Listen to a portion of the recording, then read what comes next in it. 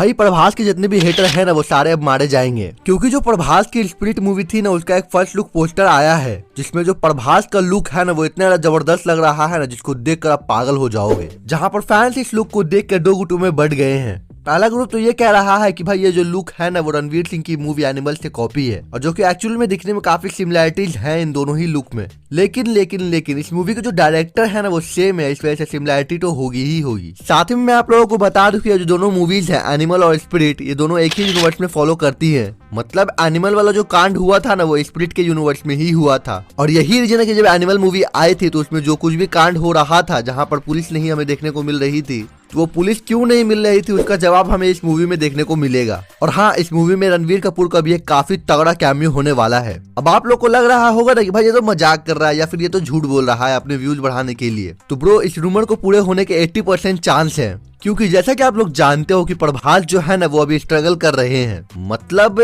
Box office wise नहीं बल्कि acting wise, literally उनसे अब एक्टिंग नहीं हो रही है ऐसा देख के लगता है उनको। तो इसीलिए यहाँ पे जो संदीप वांगा रेड्डी ने प्रभास के लिए जो लिखा है ना स्क्रिप्ट, उसको कुछ इसी तरह से डिजाइन किया गया है ना जहाँ पर उनको हमें एक्टिंग रेंज देखने को मिलेगा, जहाँ पर प्रभास हमें एक बहुत ही साइको टाइप के पुलिस ऑफिसर का कैरेक्टर प्ले करते हुए नजर आएंगे, जो कि अभी तो किसी और केस के ऊपर काम कर रहा होगा और उसी के ऊपर पूरी मूवी चलेगी। लेकिन मूवी का एंड आते आते वो जो है ना वो अपने रणवीर सिंह वाला केस ले लेगा, और जो इसकी सेकंड पार्ट की स्टोरी होगी ना उसमें हमें रणवीर सिंह वाला कैरेक्टर पूरे मूवी में देखने को मिलेगा। या फिर आप ये कह सकते हो कि जो एनिमल 3 मूवी होगी ना उसमें ये दोनों कैरेक्टर आपस में भिड़ेंगे, क्योंकि एनिमल 2 की कहानी कुछ और ही होने वाली है। खैर अभी इसके बारे में बात नहीं करते, अभी बात करते हैं प्रभास के स्पिरिट मूवी के बारे में। तो भाई मैं इस मूवी को देखने के लिए इसलिए भी एक्साइटेड हूँ ना क्योंकि संदीप वांगा रेड्डी मेरे फेवरेट डायरेक्टर हैं। लिटरली उनकी मूवी में जो वॉयलेंस और एग्रेशन को मिक्सचर को दिखाया जाता है ना भाई मैं उसका बहुत बड़ा फैन हूँ, क्योंकि रियल दुनिया जो है ना वो बिल्कुल इसी तरह की होती है। और क्योंकि संदीप वांगा रेड्डी के एनिमल मूवी के बाद जितने भी लोग थे उन्होंने अपने मूवी में वॉयलेंस को ऐड किया है, अब चाहे वो मार्को हो या फिर अभी आई हुई मूवी धुरंधर हो।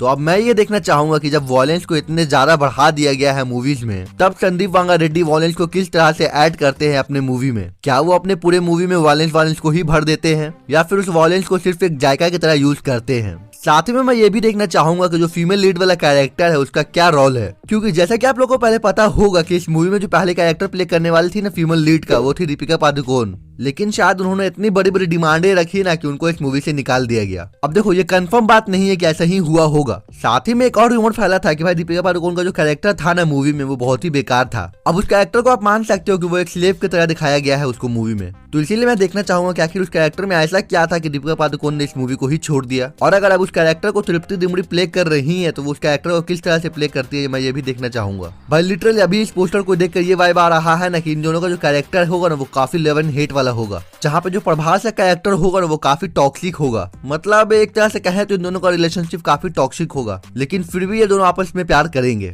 क्योंकि जिस तरह से प्रभास को दिखाया गया है उनके बॉडी पे पूरा चोट लगा हुआ है। ऐसा लग रहा है कि वो भी बहुत बड़ा कोई फाइट करके आ रहे हैं, और तृप्ति डिमरी का जो कैरेक्टर है वो लाइटर से उनका सिगरेट जला रहा है। ये सीन भले ही दिखने में बहुत ही कूल लग रहा है, लेकिन इस सीन को जब आप मूवी पे देखोगे ना भाई मुझे अभी से ही इस सीन की इमेजिनेशन आने लगी है कि भाई इन्होंने किस तरह से इस सीन को शूट किया होगा। लिटरली भाई प्रभास की जो आवाज है ना वो काफी भारी है, और जब वो डायलॉग बोलेंगे तो भाई लगेगा कि हाँ कोई बंदा बोल रहा है एकदम गुस्से में। साथ ही मैं आप लोगों को बता दूं कि इस मूवी में एक सीन होने वाला है तृप्ति डिमरी का, जहाँ पर ऐसा कहा गया था कि प्रभास उनके ऊपर इतना तेज गुस्सा करेंगे ना कि तृप्ति डिमरी अपने पैंट में ही पेशाब कर देंगी। लिटरली मैंने ट्विटर पे एक जगह पे ऐसा पढ़ा है, अगर वो चीज मेरे को मिल गया ना तो मैं आपको भी स्क्रीन पे लगा के दिखा दूंगा। तो आप समझ रहे हो ना कि इसमें किस लेवल का चीजें दिखाई जाएगी। मतलब आप कह लो कि कबीर सिंह और एनिमल तो सिर्फ एक झलक था, ये जो स्पिरिट मूवी होने वाली है ना वो पूरी मूवी होगी। और देखो इस चीज से मैं बहुत ज्यादा खुश हूँ, क्योंकि मैं प्रभास को रियली में ऐसे कैरेक्टर में देखना चाहता हूँ, या फिर ऐसी मूवी में देखना चाहता हूँ जहाँ पर उनकी एक्टिंग रेंज दिखे। मैं उनको आदि पुरुष और राजा साहब जैसे कैरेक्टर में नहीं देखना चाहता हूँ, जहाँ पर जो उनकी पोटेंशियल होती है ना उसको ही नहीं दिखाया जाए और लिटरली उनको एक जोकर बना दिया जाए। अब शायद इसीलिए अगर राजा साहब वीडियो में मैंने कुछ ज्यादा ही बोल दिया प्रभास को, इसीलिए मैं उनको एक अच्छी मूवी में देखना चाहता हूँ, क्योंकि भाई बाहुबली के बाद से जो उनका रौला था ना उस लेवल के ऑरा को किसी और मूवी में दिखाया ही नहीं गया है, ना ही कल की मूवी हो